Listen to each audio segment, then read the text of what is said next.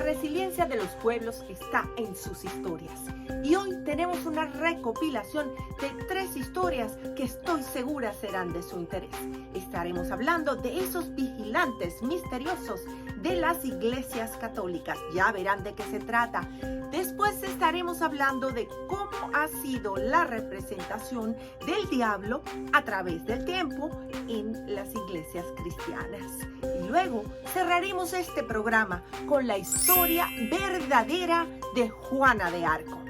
Así que, sin más, sean bienvenidos. Soy Raquel Fournier. Las gárgolas. Las gárgolas se han utilizado por siglos. Las mismas son más frecuentes en la arquitectura gótica. Una gárgola se caracteriza por ser un personaje grotesco con características humanas, de animales y generalmente con aspecto diabólico. Algunos afirman que las mismas son de piedra durante el día, pero cobran vida por la noche. Otros que las gárgolas están vivas y pueden vigilar a personas y lugares, incluso a través de su exterior de piedra. El término gárgola proviene del francés gargouille, que es el sonido del agua y el aire cuando hacemos gárgaras. Los expertos dicen que las gárgolas, aparte de tener una función de eliminar el agua de los edificios cuando llovía, también tenían como objetivo simbólico proteger las iglesias de espíritus malignos, recordando así a los herejes y enemigos de la fe que el templo contaba con protección divina.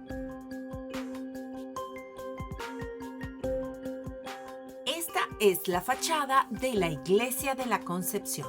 Me llamó mucho la atención cuando visité la Orotava en Tenerife que en la fachada vas a encontrar a unos personajes de los que precisamente hemos estado hablando el día de hoy. A los lados de la iglesia encontramos estas gárgolas.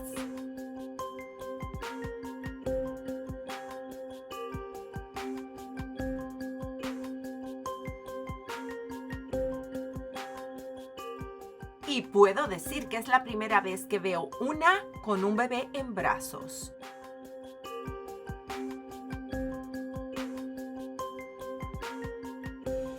Esta otra se ve de cuerpo entero y parece estar encadenada.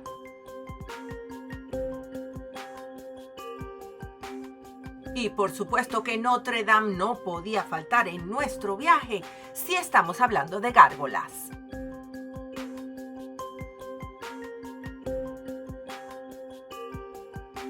Notre Dame es una catedral católica medieval de estilo gótico francés y muchos la identifican por el jorobado de su mismo nombre, personaje creado por el escritor Víctor Hugo. Sus vitrales y sus gárgolas son también famosas, siendo las mismas muy elaboradas.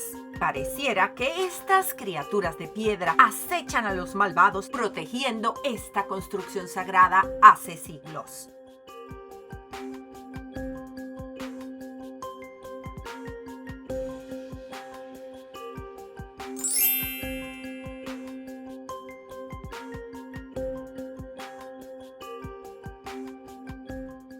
El diablo y la serpiente. Como simbolismo en las iglesias cristianas, verás que la serpiente es siempre tratada como una malhechora y representación del diablo. Esto queda plasmado en la Biblia, en el relato donde la serpiente tienta y engaña a Eva, diciéndole que coma del árbol del fruto prohibido, que se tradujo como manzana, pero en otras ramas del cristianismo se considera que esa interpretación es incorrecta y que la fruta era la granada. Pero esa es otra historia. Así que la sentencia que aparece en la Biblia contra la serpiente es: te arrastrarás sobre tu vientre y comerás del polvo de la tierra todos los días de tu vida. Y así, la pobre serpiente se difundió en cantidad de imágenes religiosas, donde es pisada por Dios y por los santos. Las representaciones son varias, donde veremos serpientes, dragones e incluso al diablo que es pisado por algún santo. O arcángel, como en este caso, San Miguel.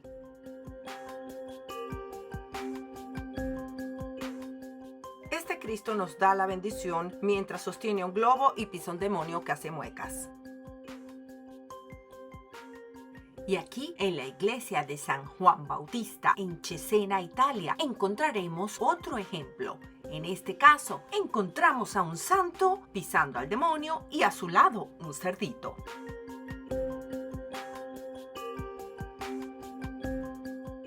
Los restos mortales de San Mauro de Cesena se encuentran en esta basílica catedral. Él fue sacerdote y monje benedictino, y aquí una de las que creo es su imagen, donde pisa el demonio junto a este pequeño cerdito, que significa las tentaciones mundanas. Juana de Arco.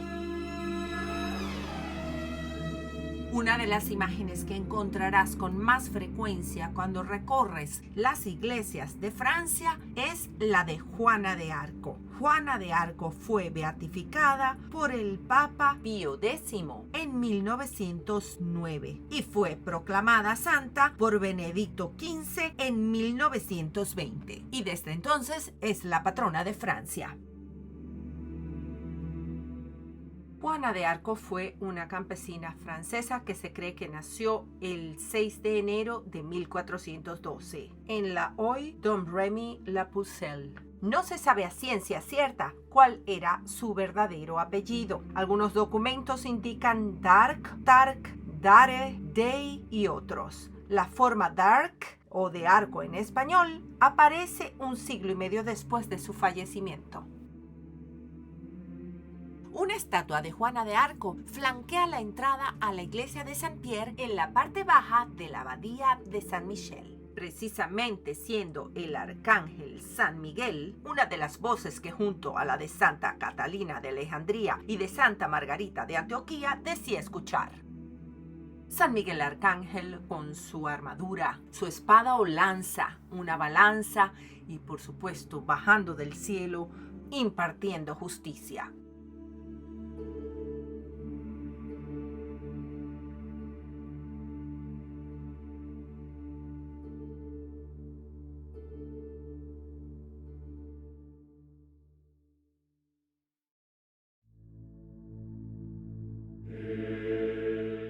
Santa Catalina de Alejandría fue una santa nacida en el año 300 en Egipto y muy venerada en la época de Juana de Arco. Su representación incluye una espada, a veces monta a caballo y siempre se encuentra al lado de una rueda, que fue uno de los objetos de su martirio, siendo finalmente decapitada en el año 305 a la edad aproximada de 17 o 18 años. En cuanto a Santa Margarita de Antioquía, en el cristianismo se le representa pisando a un dragón y en ocasiones con una corona. La lucha con este animal legendario la relacionó también con la figura de San Jorge, y esa es la razón por la que a veces, como ya dije, se le representa con una corona, como si fuera la princesa de la leyenda del santo. En la iconografía ortodoxa se la representa matando al dragón o a una serpiente con cara de demonio con un martillo. Así que desde los 13 años, Juana comenzó a tener visiones religiosas. Escuchaba voces de santos que le decían que expulsara a los ingleses de Francia. A Juana de Arco generalmente se la representa blandiendo una espada con un escudo o el estandarte francés.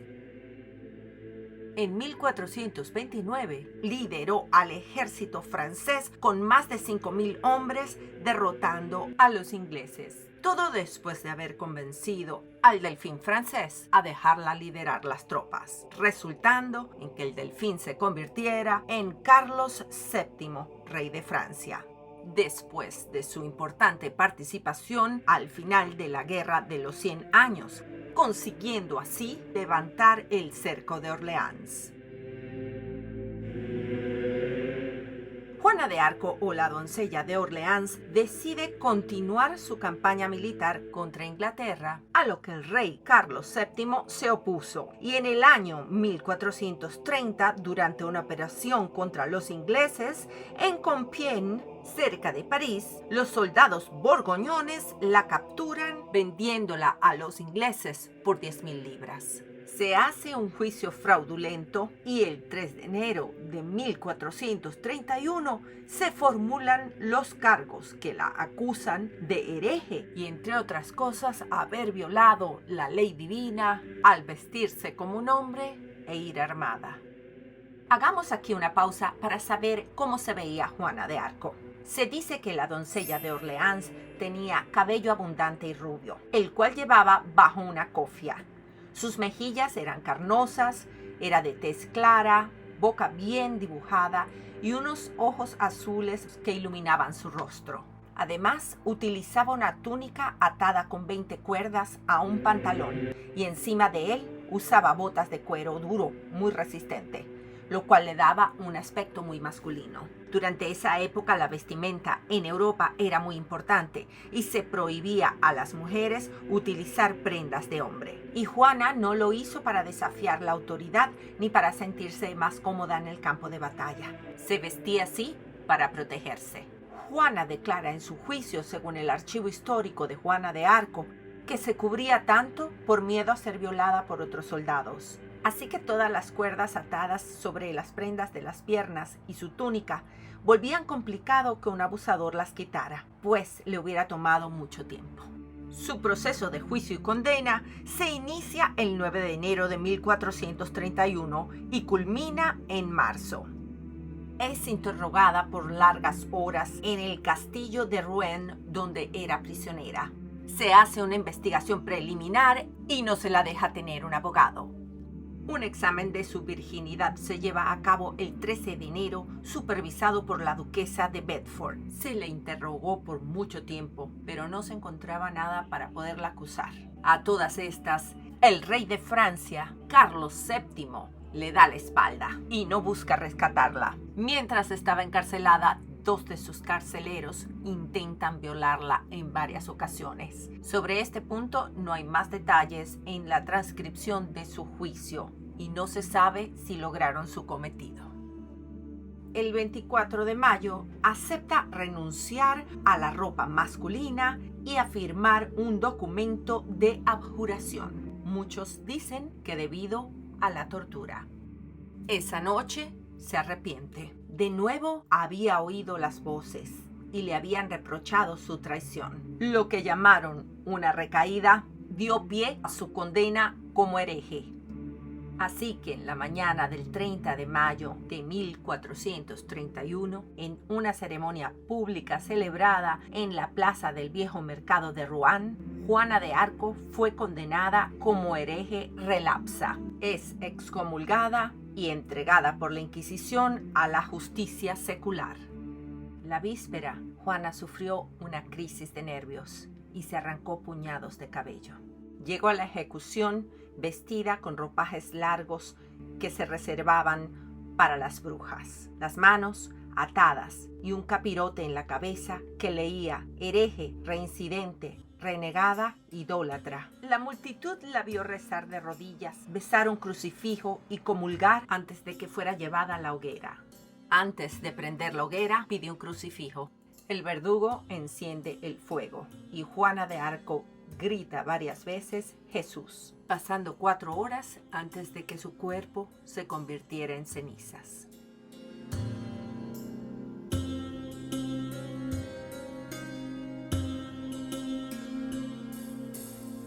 Espero hayan encontrado estas historias interesantes, que les haga pensar y que les haga querer buscar más información sobre las mismas.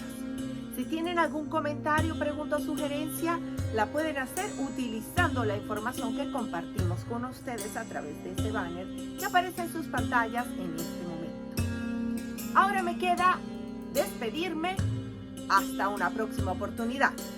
Soy Raquel Fournier, de Plástico No Somos.